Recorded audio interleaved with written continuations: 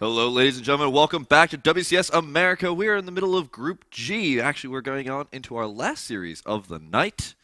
It's going to be Huck versus Sen in a pretty compelling set of series we've been seeing out here tonight. That's right. It's been really back and forth. Of course, if you miss any of the games here, you can catch them at youtube.com/official MLGSC2. Everything we do here at MLG is on our YouTube channel for free in 1080p quality.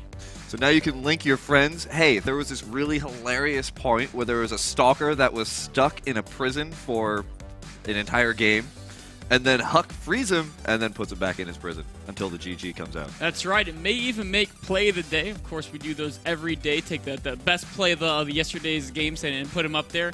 I think we're going to see one, a really great play that Polt did. Should be coming up pretty soon from yesterday's games. But going forward, today we've seen Crank just absolutely destroy this group, going 2-0. Actually, then 2-1 against Sen. He did lose that second game. We went for a timing attack. But Crank, of course, being the first person to advance to the round of 16. Sen taking out Capoche, but then losing to Crank, put himself in the final place. Huck losing to Crank, but then taking out Capoche. So now our final match is a rematch between, sorry, not a rematch, a new match between Sen and Huck. The winner of this will advance to the round of 16 alongside Crank. The loser will fall down to that challenger division.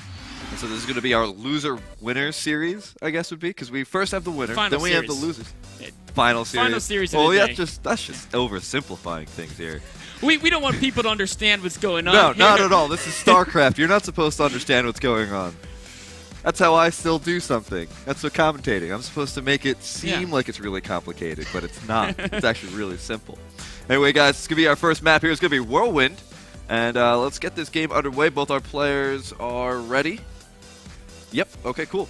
So let's get this game loaded. And meanwhile, go to a nice little map introduction here to show you how pretty Whirlwind looks, as if you were a plane or Phoenix or an Overlord. That's right. All those 3 units can fly around this map fairly quickly, except for the Overlord. And flying units are actually very popular on Whirlwind because of how big of a map it is. And of course, flying units can usually go a little bit faster and skip all that terrain. All right, guys. So let's take a look at our players and positions on the map. Spawning down here in the bottom left-hand corner, our blue Protoss player from Team Evil Geniuses. It is Huck. And spawning up here in the top left-hand corner from Team Gamma Bear, whose emblem is a huge shouting bear. Can he be as fierce as one? It is Sen.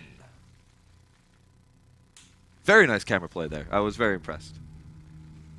I do what I can. I'm no Rotterdam, but I do what I can. Maybe you absorbed a little bit of that through osmosis or whatever that means. I've been trying. I have been trying. Huck, of course, pylon in his right by his nexus. Whirlwind's a map where it's pretty standard to put that the first pylon right by your base because early aggression isn't that common on this map. So everyone's like, you know what? We don't need to get that wall up super fast. What we need to do is, of course, just get as much money as possible, as soon as possible, get the probes all mining. Of course, 6 pools and early pools are sometimes happen on Whirlwind because of the scouting difficulties of finding your opponent. But against a very early pool, it's actually better to have that pylon back by your main because then your probes can protect it as well. So pretty much the go-to opening on Whirlwind is get that first pylon right by your nexus. And in a map like this large, back when we had Tal'Darim Altar, we learned that actually going for a 6 pool is not as all-in-ish as it would seem. As long as you don't pull your drones, you can get in there and actually zone your Protoss opponent to the point where they really take about as much damage as you've done to yourself in going for that very early 6 pool. So, but with the gateway timings that we've been seeing coming out here from Protoss, I don't think, we'll be seeing any more 6 pools coming out, but still a fun build to yell about. Sen notices his opponent went Nexus first, so he's going to go ahead and get a 3rd hatchery before a pool. A nice little opening here. We saw him use this against Capoche as well. That time it was done a little bit blindly, but this game he knows exactly what Huck is doing.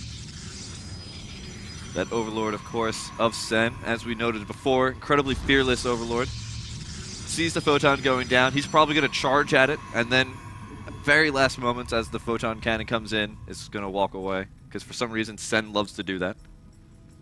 Overlords have many eyes, and he's just staring at that photon cannon. Now He's got to make sure he sees every single side of it. He's going to draw it later, actually, so he's just making sure he gets the right perspective. And then he's got to go grab his little sketch pad, use his little claws, and sit there and draw it. Actually, I don't know if you know this, Carbot is actually an Overlord. Really? Yeah. I did not know that. Ever seen a picture of him? Yes. Oh. Damn, I was trying to... Maybe he was in a skin. We actually, if you go to our YouTube channel, there's a lengthy interview of him. Not like lengthy like a full movie, but it's a pretty in-depth interview. And he actually is a very interesting person, so if you want to check that out. Yeah. Carbot, the movie. Of course, it's for free, 1080p quality, youtube.com/official MLGSC2. And of course, if you haven't seen Carbot's animations, go check him out. He's got Yes. some really hilarious stuff. Actually makes Zerg not look creepy and disgusting, and actually makes them look incredibly cute and cuddly and fun. Oh, the probe. He's going to sneak right behind the Zerglings, but the Zerglings have spotted him. They turn around. A little bit frustrated, beaten, juked. They're going to try to run that probe down. Nobody gets by Zergling. They are incredibly aggressive units. They are. Like, all they had to do is see that probe out the corner of their eye, and they immediately went to try to rip the shreds. I mean, think about all the rest of the Zerg army. The rest Oh, of them developed some sort of spitting. But Zergling, no, they just like to bash their heads against things. That's just how incredibly aggressive they are. They have so much rage, they can't even spit something at you. They just No. have to bash their rage-filled heads. Huck taking out one Zergling. The probe with the assist, letting his Zelt two-shot it. Unfortunately, assists don't count in this game. No. Overlord comes in, sees what it can see, which is actually nothing. Sees the Forge, though. Let's see what Huck is up to. Huck's still only on 2 gases. Chrono boosting the warp gate. Chrono boosting the Forge, excuse me. Chrono boosting the Forge a second ago. Going for the +1 attack. Now he's chrono boosting probes. I wonder if we'll see some mass gateway play out of him. No, we're not going. Not with all these additional gases heading up. Just looks to be playing defensively right now, but isn't teching quite yet either. What's this probe up to? It's being sneaky. Yeah, he is hanging out here over at the top right-hand corner player base, but not actually doing anything just yet.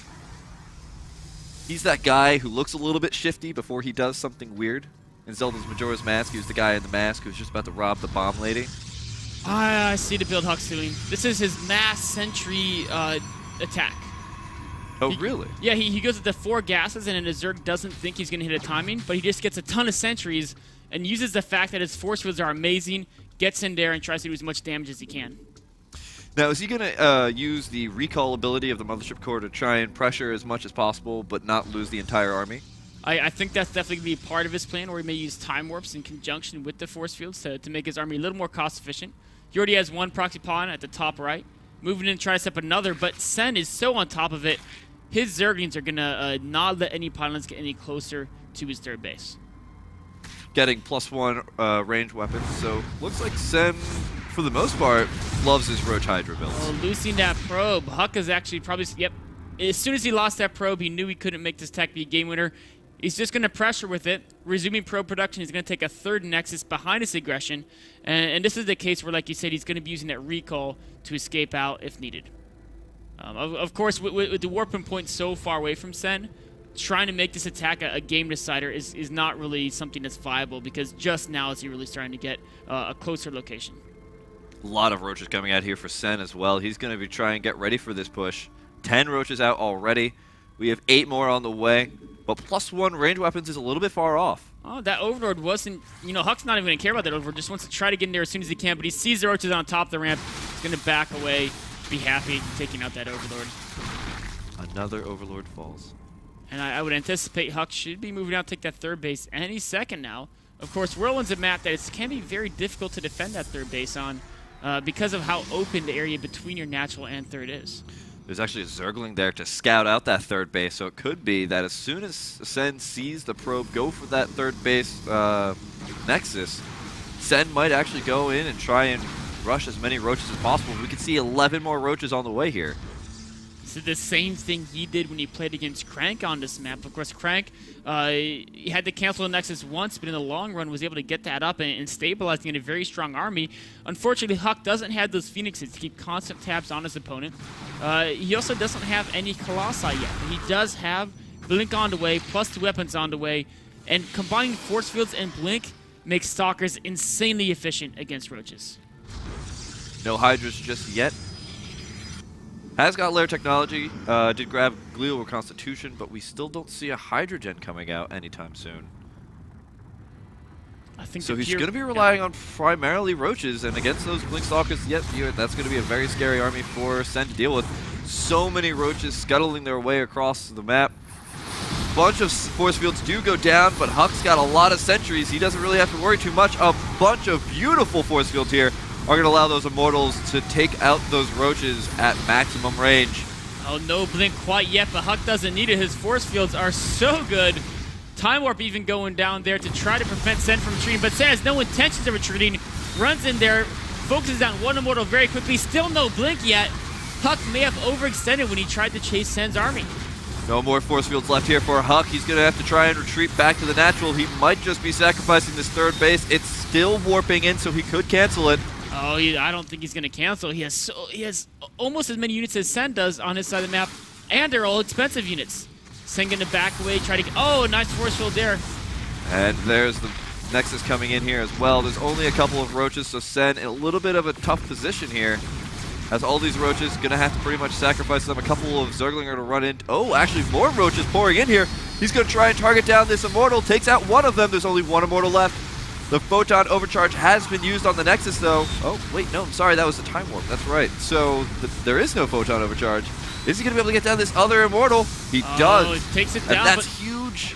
So many roaches went down in the process. Sen still maintaining about a 50 supply lead. Of course, that is all in roaches against Stalkers that now have +2 and blink.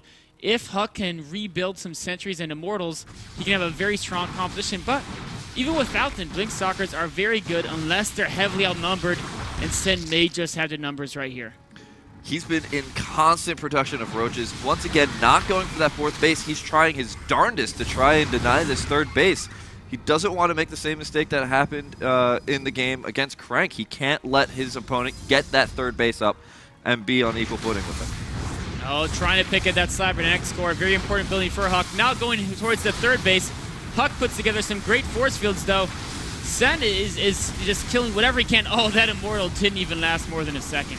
And the roaches are now trying to deal with these zealots. There are a lot of forces out here. The sentries, though, are a little bit exposed, and they get taken out. There's nothing but Stalkers left. The Mothership Core is trying to do as much damage as possible, and it's actually got a pretty weak attack. Oh, Huck's third base is going to be forfeit, but meanwhile, a warp into the main is kind of turning tables a little bit on Sen, but Sen, such a fast reaction, pulling the drone, sending roaches back to clean that up, and his third Nexus is going to fall. Now Huck's in a bit of a bind. Look at the food. It's 172 to 77. Huck's stuck in his natural. Doesn't have that many forces out here. He's got one Immortal and 2 sentries. Sen taking a dominating position on this map. Beautiful play by Sen here, pushing forward, saying, wait a minute, what am I doing? He has to come out if he wants to take a third base. And he's like, no, you know what? Let me just go ahead and kill him. Take down the cybernetic I'll score. just take the gamble and see how much damage I can do. Sen is so far ahead now, over twice his opponent's food, up a base as well. Huck doesn't have a good, or he's just rebuilding his sentry core now. His only chance is to really try to get some magical force fields to be insanely cost efficient.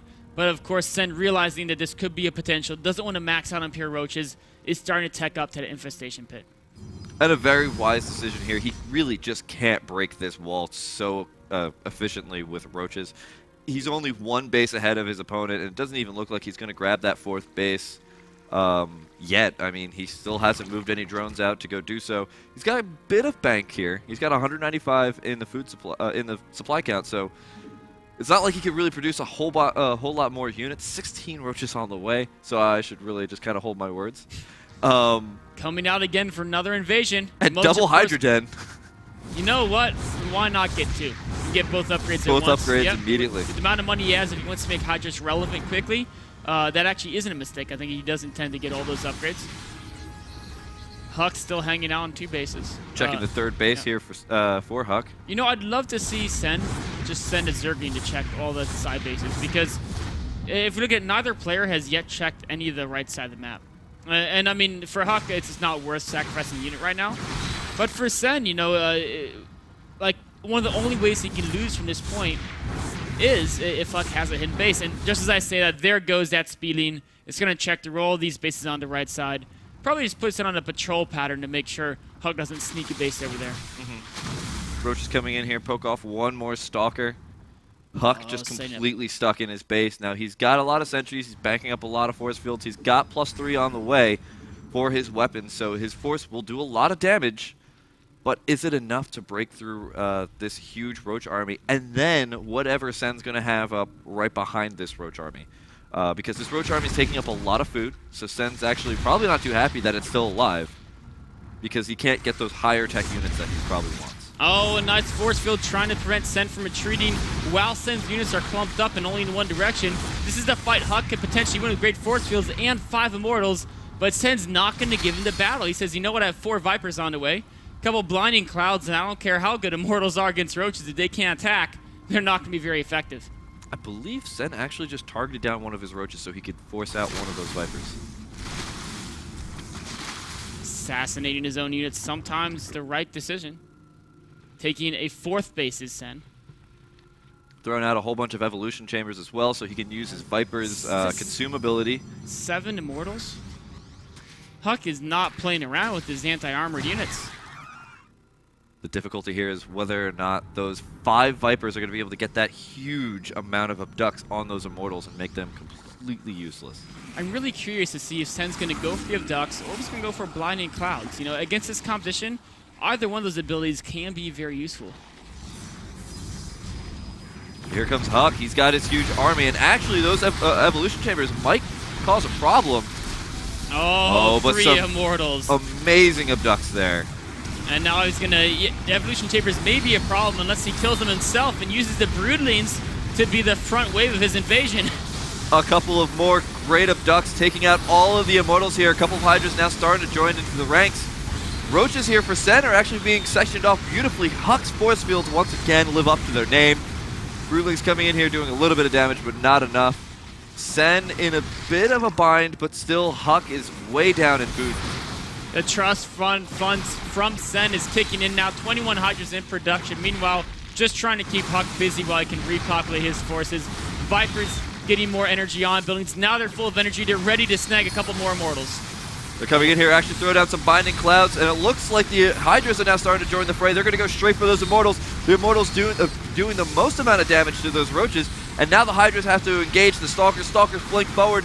Who's going to win the battle? It looks like it's going to be the Stalkers. Even though Hydras do more damage, there's just way too many Stalkers here. Of course, Stalkers versus Hydras, normally an even battle, but in this case, Huck had his spirit numbers, so he took that out. But Sen saying, okay, you passed the Hydra wave.